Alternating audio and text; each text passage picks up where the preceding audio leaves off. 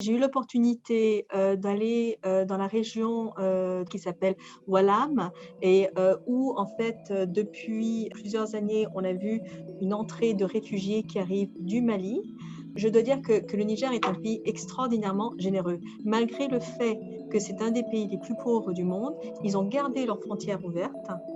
Ils ont accueilli les réfugiés et non seulement est-ce qu'ils les accueillent dans leur pays, mais les réfugiés du Mali que j'ai rencontrés ont accès à l'éducation, aux soins de santé, tout ce qui est protection sociale du pays est aussi octroyé aux réfugiés maliens.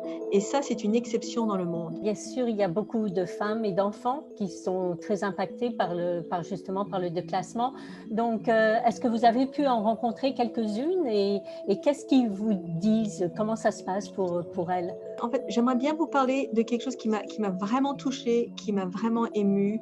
Alors, lorsque j'étais dans cette région, de Wallam, en train de rencontrer, ces familles maliennes réfugiées, qui ont vécu, beaucoup de défis, j'ai aussi eu l'occasion de rencontrer des gens du Niger qui ont été déplacés de force, il y a quelques semaines. J'ai rencontré une femme qui s'appelle Fati Ida, qui habite à la frontière avec le Mali.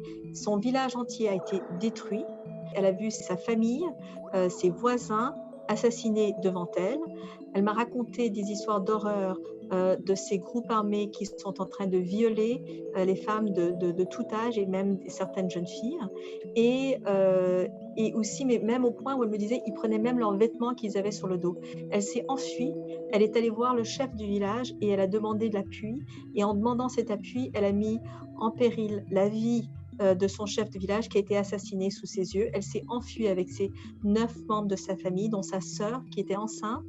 Sa sœur a accouché de jumeaux sur la route et ils sont morts-nés à cause des traumatismes. Et là, elle était avec moi dans un centre où on accueille les déplacés, où on offre un appui alimentaire, des soins de santé, mais surtout une sécurité où ils peuvent dormir en toute tranquillité.